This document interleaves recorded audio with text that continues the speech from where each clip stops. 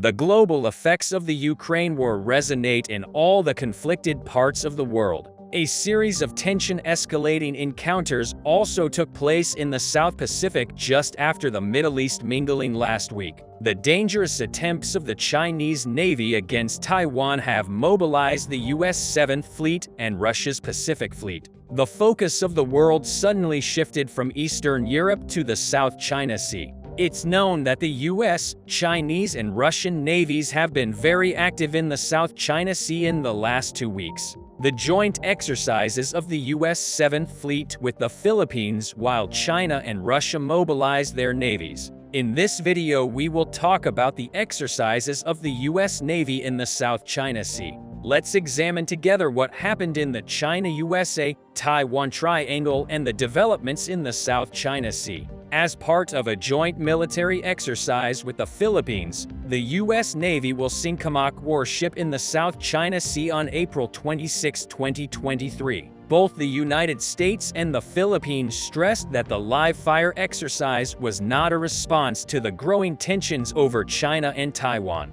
But in both cases, Beijing is not happy. It responds by organizing its own phased military activity, which includes actual warships and warplanes deployed around Taiwan, an autonomous island that Beijing lays claim to. The tit-for-tat war games underscore a reality that U.S. presidents increasingly have to contend with as the 21st century progresses. More than a century after President Theodore Roosevelt made the United States the preeminent naval power in the Pacific, that position is under threat because China is trying to displace the United States on this issue. The growing rivalry between the U.S. and China over Pacific dominance is believed to have the potential to determine geopolitics in the Indo-Pacific region for the next half-century. Currently ongoing maritime disputes pit China against several Asian countries. For example, China regularly challenges the maritime rights of Vietnam,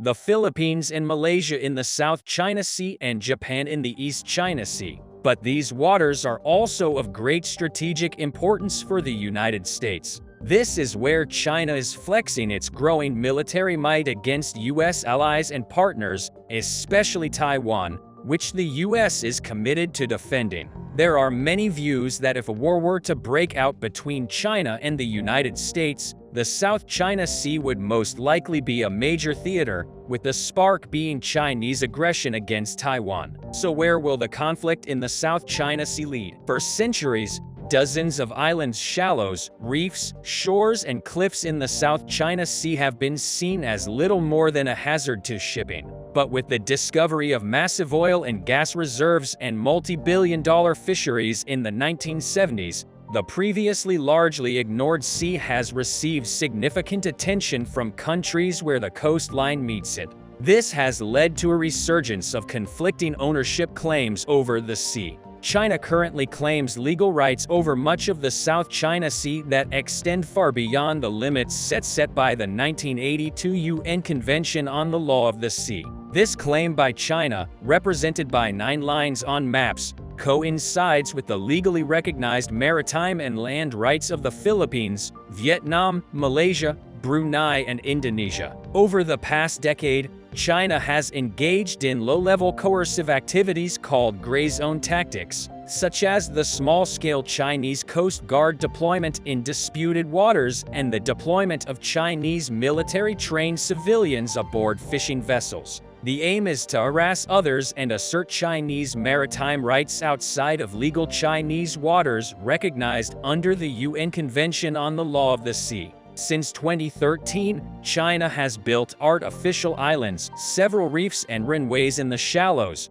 military bases with radar technology and missile launch capabilities. In 2016, a UN CLOCS Annex 7 arbitration panel ruled that China's 9-line claims were illegal and denied China's rights to maritime properties in the Philippines' legal waters. But despite the resolution's legally binding nature, China continued to militarize its artificially constructed islands and harass neighboring countries, military and fishing vessels. Also, U.S. Navy vessels sailing legally in the waters of the South China Sea were not allowed to pass. Successive U.S. administrations have expressed concern about developments at sea. In 2020, then Secretary of State Mike Pompeo published the U.S. position in the South China Sea, rejecting China's maritime claims and bullying tactics as illegal. Nowhere is the code-based maritime order more threatened than in the South China Sea, his successor, Antony Blinken, said in 2021. So why is the South China Sea so important to the United States? The answer lies entirely in economic and power policy. About a third of the world's maritime transport passes through the South China Sea.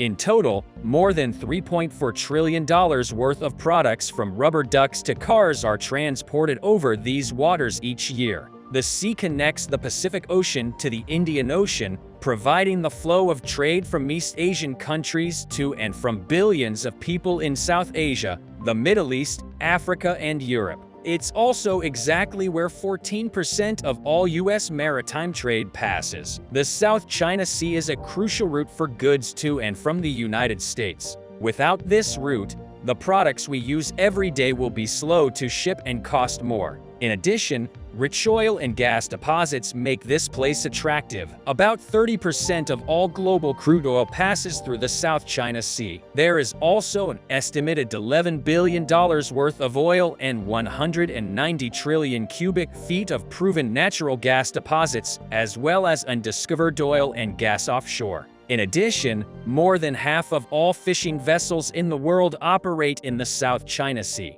For economic reasons alone, the United States and the rest of the world need open trade routes and sea routes in the South China Sea. Preventing a single country from controlling these trade routes and resources is a crucial policy concern for Washington. While the economy plays an important role, China's actions in the South China Sea are part of a much broader offensive campaign. Beijing views land and sea control in the region through the lens of its national security. It seeks to reflect its power in the region and to defend mainland China. Ultimately, as acknowledged by the U.S. government, China wants to overthrow the status quo by replacing the U.S. as the superpower. This power struggle takes shape in the South China Sea, with regular clashes between U.S. Navy ships and China's naval militia and Navy artificial islands in the South China Sea provide China with military capabilities far beyond the mainland alone. These outposts can be used, for example, to cower and fight the U.S. and its allies in the Taiwan War. While the U.S. does not have a right of its own in the South China Sea conflict,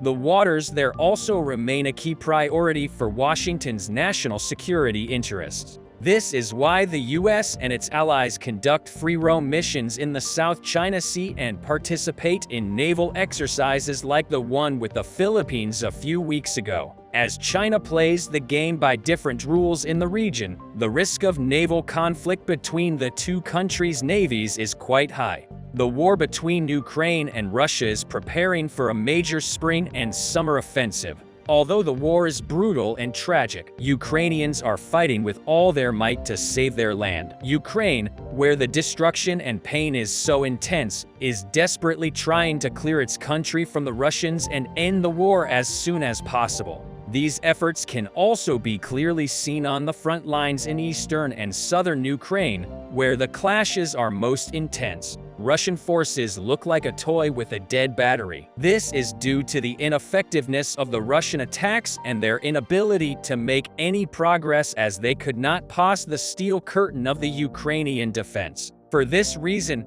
both Western and Ukrainian authorities are constantly working for Ukraine's struggle for freedom, while the Russian army is targeting eastern Ukraine in the spring period. The Ukrainian army is defending the east, and it is seen that there is a major offensive centered on the Crimea. It is clear that for this purpose, the Ukrainian army needs much more powerful tanks than it has now. While a possible Crimean attack is inevitable, the West is sending its strongest tanks to Ukraine in this direction. In this context, Poland sent some of its committed Leopard 2 tanks to Ukraine. Ukrainian President Vladimir Zelensky aims to clear all Russians from Ukrainian territory in the spring. In this context, Zelensky reiterates his calls for Western countries to send more weapons and ammunition to Ukraine so that the Ukrainian forces are ready for the spring period. While the Russian forces are suffering from weapons and inventory shortages,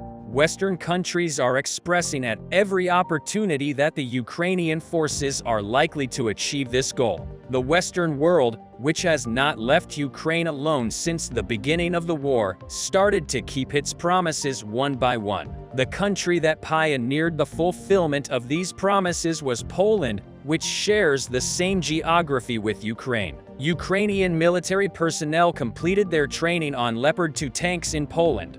14 units of Leopard 2 tanks, which Warsaw plans to send to Kiev, have already been dispatched for use in Ukraine. And in the battle for Bakhmut, Poland did everything possible to create a full Leopard 2 4-tank battalion within the Ukrainian army. In this way, they supported Ukraine within the international coalition, in addition to the 14 Polish Leopard 2 tanks. This battalion also includes 8 tanks, each from Canada and Norway, and also 6 tanks from Spain. After meeting with the Spanish Defense Minister Margarita Robles, it was reported that Spain will transfer 4 more Leopard 2 tanks to Ukraine. Poland has so far sent about 250 T-72 tanks to Ukraine, in addition to 14 Leopard 2 tanks. Warsaw plans to hand over 60 more modernized T-72 and PT-91 tanks to Ukraine. Of course, Poland's support of the Ukrainian war effort is not limited to this.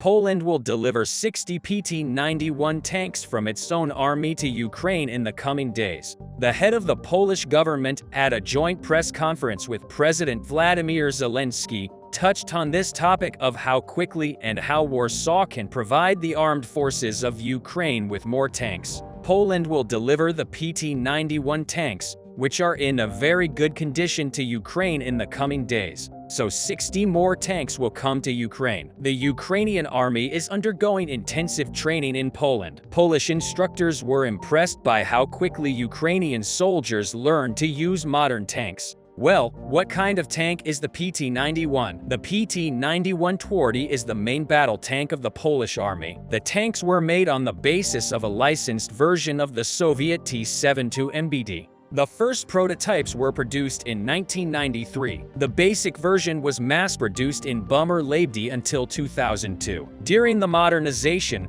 the machine retained its basic armament, consisting of 125mm to a 46M1 tank gun and a pair of PKT machine guns. Armor protection also remained unchanged. The main purpose of the PT-91 modernization was to increase the firepower of the tank. To do this, Polish designers installed on the tanks a modern Polish-made 01 meters Drava fire control system and a sniper thermal sight. In addition, tanks were supplied with modern digital radio stations in order to increase the efficiency of the use of tanks as part of the units. The protection of the tank and crew is also reinforced with Polish-made air-reactive armor. It belongs to the first generation and can withstand basic cluster munitions such as Soviet-era 125mm cluster munitions, rocket-propelled grenades, and old atoms. In addition, the tank's protection has been reinforced with the Obra 4 laser warning system,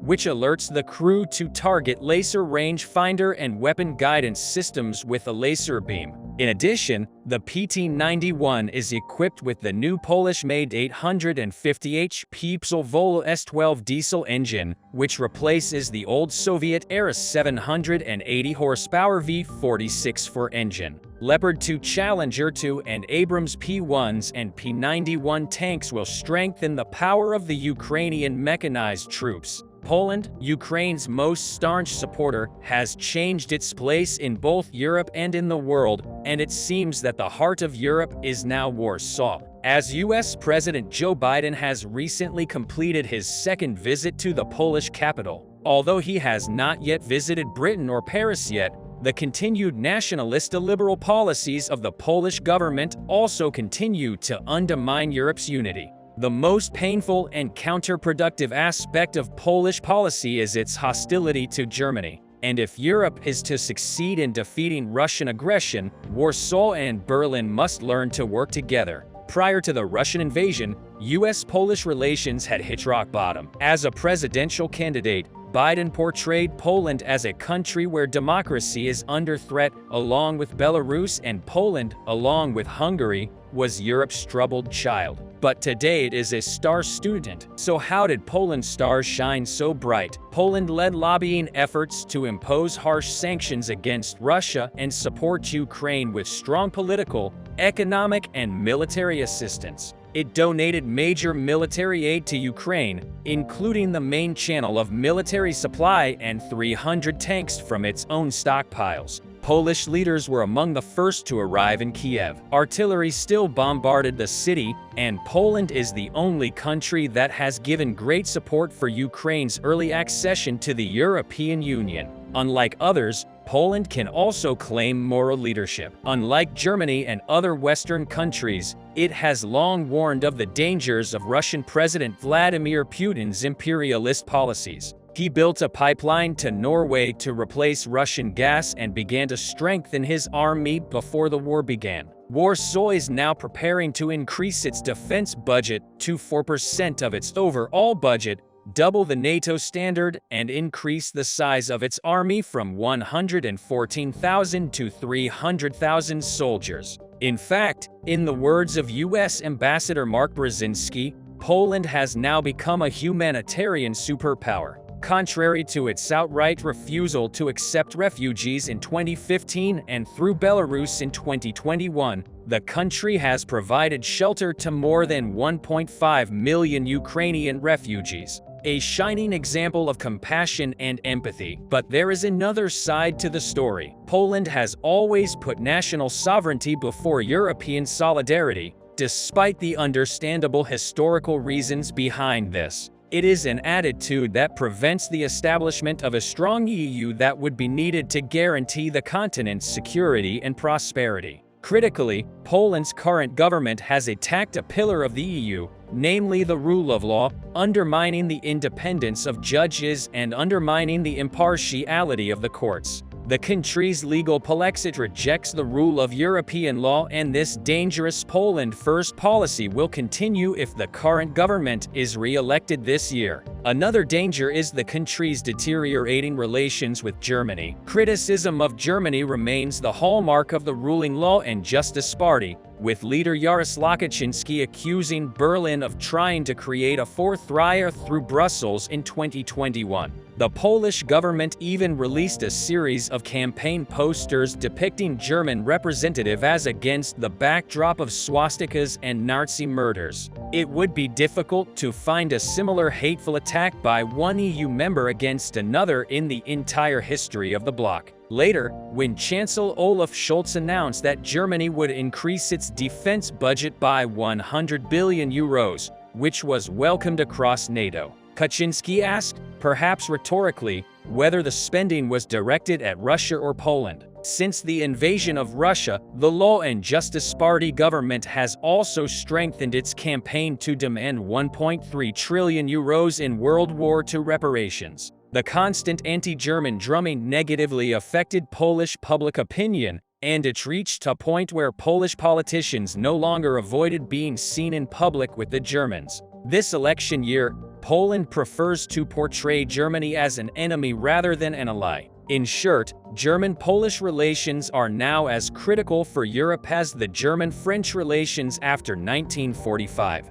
But together, these two countries must develop strategies for rebuilding Ukraine and strengthening NATO's eastern flank. Because the Ukrainian war is a war against which the Western Bloc must unite in order not to separate. It is a golden opportunity. There are a lot of updates from the Zaporizhia region. Here, Ukrainians broke the long period of low activity by launching extensive artillery preparation on the closest Russian positions to the main Ukrainian strongholds. The artillery and airstrikes were immediately followed by a series of mechanized assaults, with the main goal of reducing the gray zone areas between Ukrainian and Russian forces and getting as close to Russian positions as possible. 2 days ago, Ukrainians started preparing for a number of assaults. They launched artillery preparation and shelled Russian positions in front of Robotan and Novokarlivka. Russian sources also reported about the Ukrainian use of aviation to complement their artillery efforts.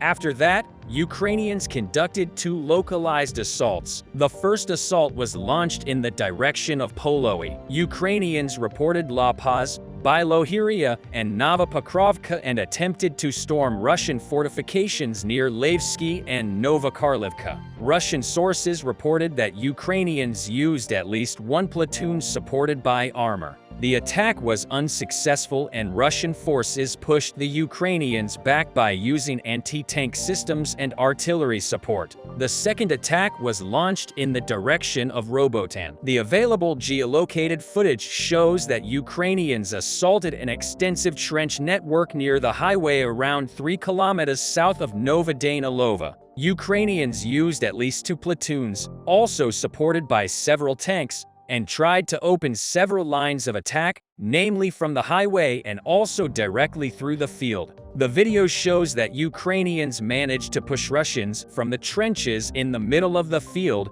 but because their second group did not manage to get close from the side of the highway, the attack failed and Ukrainians retreated. Russian sources were unanimously saying that if Ukrainians started launching similar assaults on other parts of the front line, then these 2 attacks near Robotan and Poloy marked the beginning of the preparation for the Ukrainian counter-offensive operation. And it seems like it is true because the next day Ukrainians launched 2 more assaults. The first assault happened near Novozlatopil, while the second one happened near Vasilyevka. Russian sources reported that these attacks were much lighter and that Ukrainians used several squads for conducting this reconnaissance in first operations with artillery support. Russians also anticipated the resumption of attacks near Polo and Robotan because Russian trenches here were heavily shelled. Ukrainians also shelled Russian positions in completely different regions, such as near Myrna and Oryanika. They also used several assault helicopters to conduct airstrikes. Ukrainian officials, such as the head of the Secretary and Defense Council, stated many times that the next Ukrainian counteroffensive would likely be in the south. The increased activity along the whole Zaporizhzhia front line and voluntary imposition of positional fights by Ukrainians is a strong signal that Ukrainians are preparing for the promised big move in late spring or summer. Some Russian sources are cautiously warning that Ukrainians may just want Russians to think that this is what they intend to do. But so far, the actions make sense. At the moment, the Ukrainians are taking the most ambiguous areas where a lot of territories have been considered as gray zones, especially Bilohirya, Novopokrovka, but also the southern part of Kamiansk and the whole Huly-Ipo line. Reduction of the gray zones and formulation of a clearer picture of the enemy positions is a necessity. Otherwise, launching a counter-offensive out of the blue will come at a high price. The element of surprise is useful, but when it comes to large-scale operations, a complete understanding of the situation on the ground and the development of a high level of coordination between the troops as a result of combat shakedown play significantly more important roles, especially when it is known that Russian forces have been building fortifications to complicate rapid Ukrainian advances. As seen from the map of fortifications, it is clear that Russians are anticipating the main attack to come near the Dnipro River. So the further it gets from the river, the fewer Russians have their fortifications. That is why Ukrainians are launching attacks everywhere and trying to reduce the gray zones along the entire southern front. Ukrainians will be able to evaluate their chances of each possible course of action and pick the most promising direction to deliver the main blow. But being aware of what is happening in multiple locations is important not only on the fronts,